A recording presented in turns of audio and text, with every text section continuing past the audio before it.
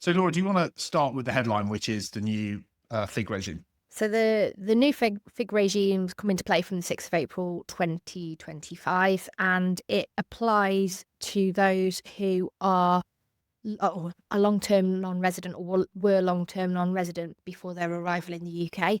So you're going to be long-term non-resident if you've been UK tax non-resident by means of the statutory residence test for at least 10 years prior to your arrival in the UK.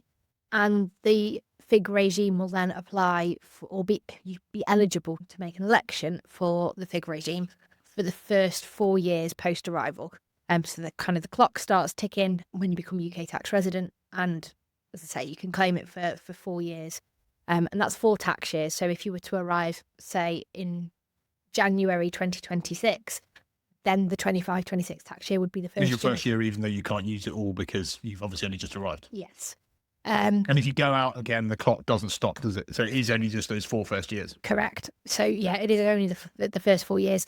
And what you might find in some instances, people may have been outside of the UK for a prolonged period of time, but actually maybe they, during COVID, for example, we had quite a few people had happened to be back in the UK at the point when COVID hit and all the lockdowns hit, and they actually became UK tax resident, even though the double tax treaty of the country that they were living in would have meant that their position would... They could have been treaty resident somewhere else, but the treaty residence thing doesn't help you, does it, on the FIG side? Not for the FIG regime, unfortunately.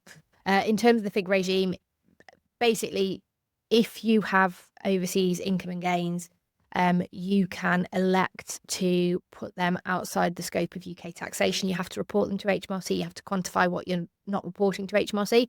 So practically, that's going to be hard, right? Because people with lots of complicated affairs, before it was like, I know I'm not bringing any of them in, so actually I'm fine, I don't have to say anything. Yeah. But now it's the other way around. It's like, if I don't say it, it's taxable. Yes. So then I've got to go through and list it. We're waiting still, aren't we, to see what the tax return is going to look like as to how this is going to be incorporated. We are. I assume it's going to be something like the foreign pages, like an addendum to them, right? Possibly, or maybe even like a treaty relief, the treaty relief pages, maybe, where you outline these are my overseas income and gain sources, and these are why I'm not including them